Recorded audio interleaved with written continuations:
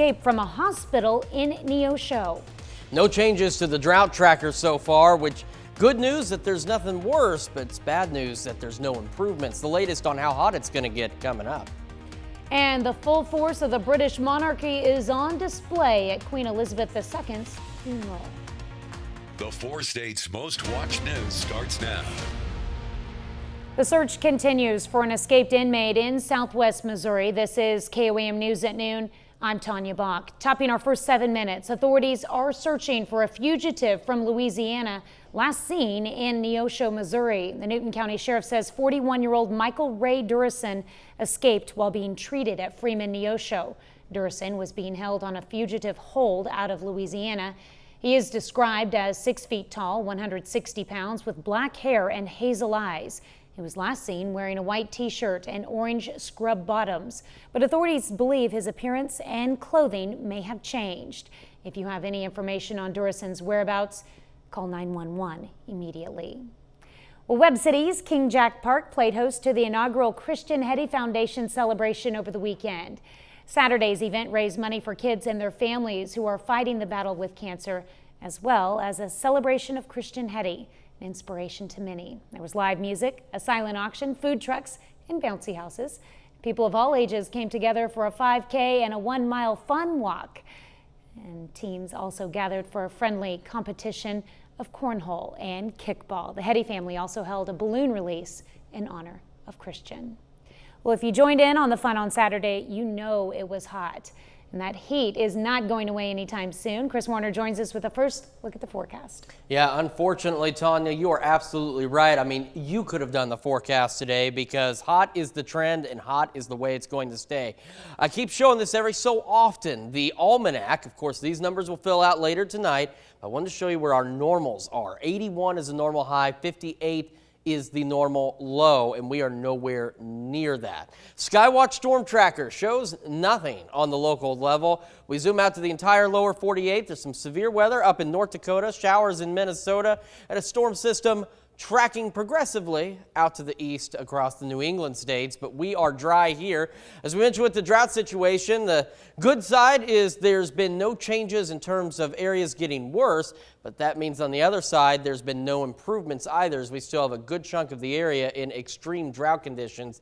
And take a look at these temperatures. I told you where the normal is, the normal high. We haven't even reached our high for today. We've got 94 Neodesha, 95 Chanute, 91 Pittsburgh, 92 Joplin, 91 in Lamar, so a very hot start to this day. As we go through the rest of the day, we're looking at an afternoon high about 94. We're just going to hit that and kind of hover for a bit under partly cloudy skies, and we don't cool off very quickly either. We're talking 84 by 8 o'clock tonight, 84 at 8 p.m. Then we've also got Hurricane Fiona over the Dominican Republic right now. It's a Category 1 storm, but as it moves back out into the water, it's expected to re-intensify into a Category 2.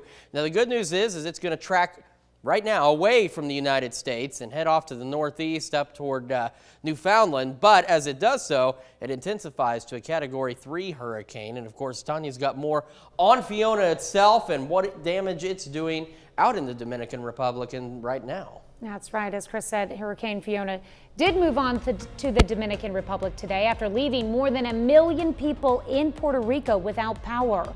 Puerto Rico was mostly in the dark after the Fiona tore through the island over the weekend with whipping winds and torrential rain. Luma, the island's power company, restored electricity to about 100,000 people overnight, but the utility says it could take days to get power back up for the entire island.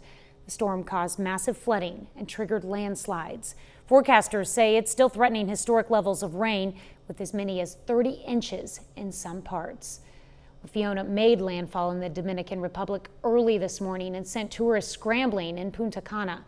Beaches in the popular vacation destination are off limits. Hotels closed their pools and moved guests further inland. Forecasters expect the storm will move out over the Atlantic Ocean Monday afternoon, possibly near Bermuda as a hurricane later this week. Well, the United Kingdom and the world are saying a final farewell to a monarch and an icon. Thousands attended the state funeral at Westminster Abbey for Queen Elizabeth II, where they mourned the loss, but also celebrated her 70-year reign. Ian Lee reports from London. The coffin of Queen Elizabeth left Westminster Abbey for a funeral procession through the streets of London, her son, King Charles, walking behind with the royal family. The pageantry followed a state funeral that drew dignitaries from around the world. We come to this house of God, here where Queen Elizabeth was married and crowned, to mourn our loss, to remember her long life of selfless service. On her coffin, a handwritten note from the king that said, "In loving and devoted memory." 2 minutes of silence punctuated a service of the highest order that ended with the now revised national anthem, "God Save the King."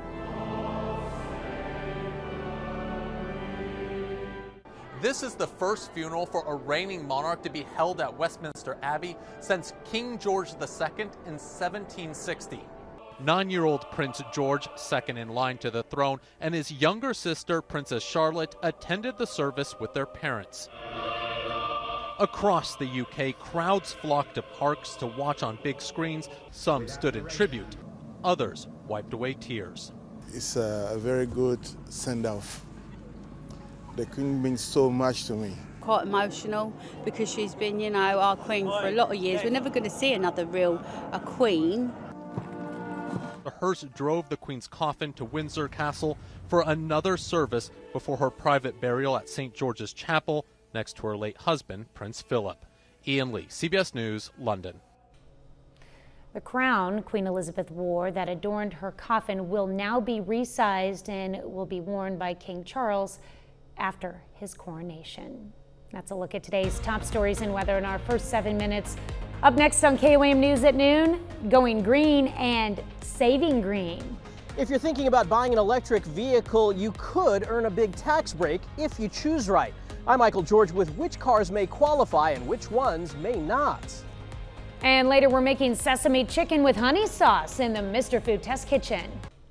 Demand for electric vehicles is skyrocketing, especially after a new federal law offering a big tax credit. But if you don't do your research, you could miss out on that tax break. Michael George explains. Going green may save some green. Under a new federal law, buying a plug-in hybrid or fully electric vehicle could earn you a tax credit up to $7,500, but not so fast. Those qualifications depend on the car, they depend on the buyer's income, they depend on where the car is made and where even some of the parts of the car were made. Keith Berry with Consumer Reports says the tax break rules can be confusing. So Keith, we've got 6 electric vehicles here. Which of these qualify for the tax credit? Well, let's see. This one here, not made in North America, so it doesn't qualify. This one, it might in 2023. We're still waiting to find out. This one here, too expensive, doesn't qualify. This one, again, might in 2023. We don't know yet. This one's way too expensive. And that one down there, not made in North America. So right now, none of them qualify. At the Consumer Reports test track in Colchester, Connecticut, we took a ride in Hyundai's all-electric Ionic 5 with engineer Alex Nizick. And it also drives really well. The handling is really good. Yeah, I can feel it right now. It's really smooth on these turns. That's right. But this car also won't earn you a tax break. The federal government put out a list of vehicles that may qualify, including the 2022 Jeep Grand Cherokee plug-in hybrid and the 2022 Ford Mustang Mach-E. But the rules could change before the credit takes effect next year. So if you're on the fence, I'd postpone my buying decisions until I found out whether it actually did qualify or not. Experts also say the tax break shouldn't be the only factor if you're in the market for an EV. Michael George, CBS News, Colchester, Connecticut. Well, many states also offer tax credits and other incentives for eco-friendly vehicles. You can find a link in this story on our website at KOAMnewsnow.com. Still to come on the KOAM News at noon, Mr. Food. If you're stuck wondering what to make for dinner, wonder no more. Today's recipe is easy, adult and kid-friendly, and is ready to eat in less than 30 minutes. But first, Chris Warner returns with your complete forecast. I've got a whole group of experts in the studio right now, so I just want to make sure. It is September, right? Okay, everybody is agreeing that it is September, but you know what? You step outside and it certainly does not feel like September in the slightest. Now, Skywatch Storm Tracker, none of what you actually see is happening. Unfortunately, it'd be nice, but it's not. We just have dry conditions. We've got rain on the west coast, some stronger storms up in the Dakotas and Minnesota, and a storm system exiting through the New England states. And of course, here in the Midwest, what did we get? It's dry, it's hot. It's the middle of July, which is why I wanted to make sure we were in September, because it does not feel like it. All right, Drought Tracker, no updates. Unfortunately, it means no improvements. We still have the extreme drought situation for a good chunk of the area, but it also means for some areas that have recovered so far, no worsening of the drought. But, of course, things can change, and once you see this long-range forecast, you'll know what I'm talking about. We've got unseasonably warm temperatures this week, and we actually could set some record highs on a few different days as we go on through. And then the rain chances look to gradually increase later this week and into the weekend. So hopefully, it will actually do that. Right now at 7th range line, it looks pretty good if you're indoors where it's air conditioned. If you're outdoors, it's 92 degrees. 92 feels like 95, and we're in the middle of September. Temperatures across the area are still unpleasant. We got 95 in Chanute, 94 Neodesha, 91 Pittsburgh, Lamar, and Nevada, and 92 in Carthage here at the noon hour. And we've also got dew points to contend with. This morning they were up there. It was muggy when you went out, but at least decent. We've got dew points that are in the mid to upper 60s, which is putting us right between that sticky to muggy range, which is why we have a heat index value, and that's why we've got some heat index values across the area.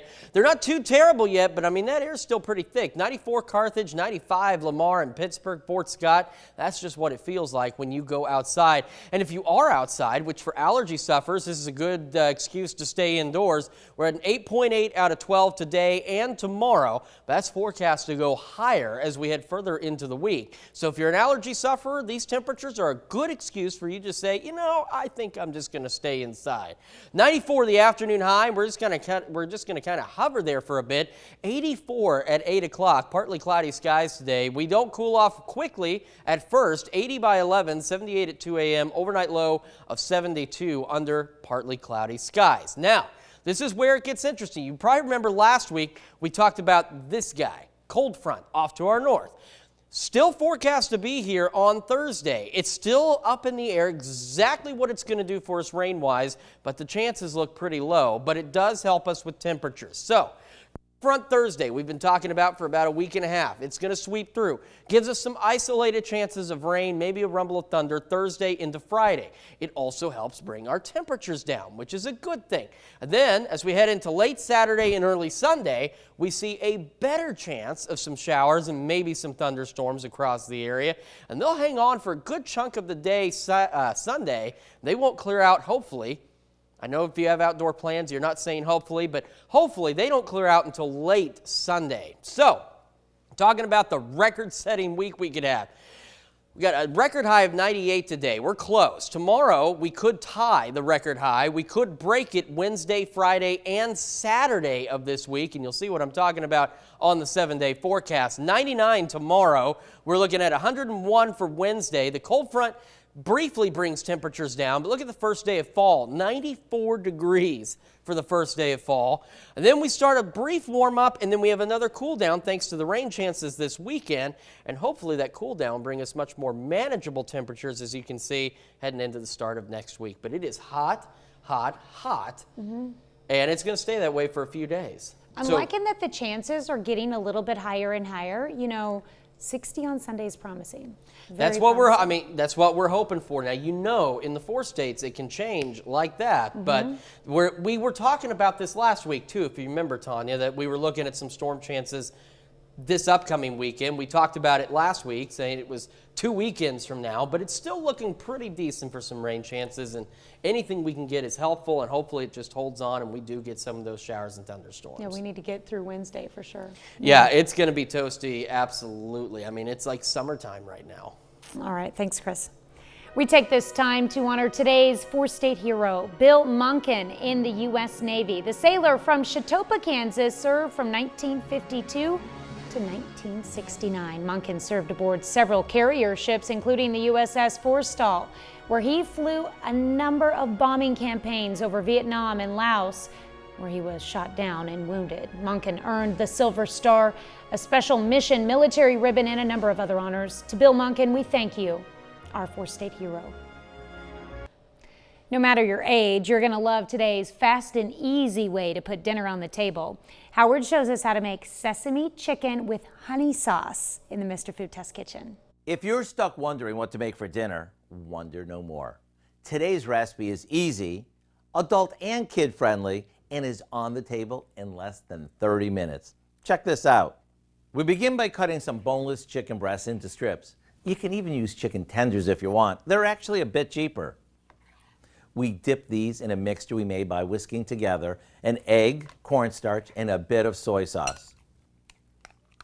We'll let them soak for a few minutes. In the meantime, in a plastic bag, we combine some breadcrumbs, sesame seeds, garlic powder, and a bit of salt. Then we give that a good shake.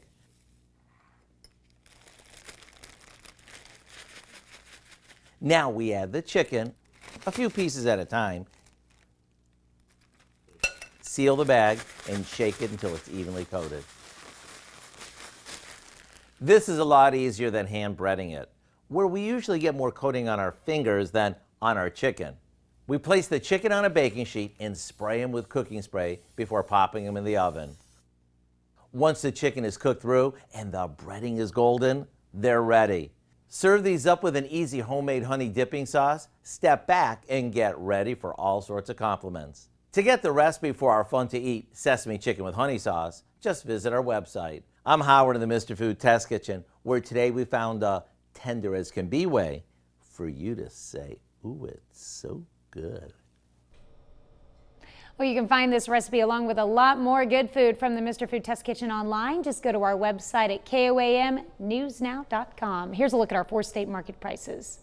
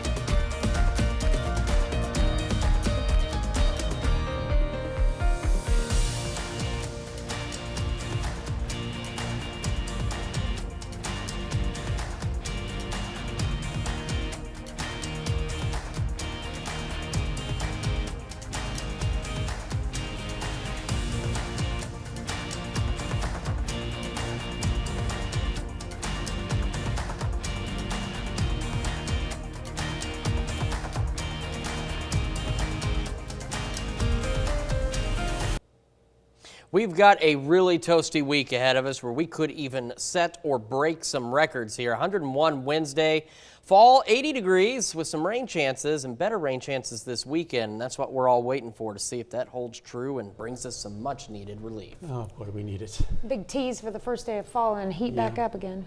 All right, what do we have coming up? Well, at 5 it's estimated that 1 in 5 adults who have COVID-19 suffer from long COVID, months, even years after being infected. Now researchers are testing a treatment that could help those suffering with the often debilitating symptoms. Plus, high temperatures bring high bills, but inflation prices is leading to even higher bills. We're going to speak with an energy-saving expert on what you can do around your home to save some money. And Senator Jerry Moran of Kansas visits local farms today to speak about agriculture needs. Hope you join us for those stories. A lot more, of course. It's all coming up today on KOAM News at 5. All right. Thank you, Dow. Thanks for joining us for KOAM News at Noon. We'll see you right back here at 5 o'clock.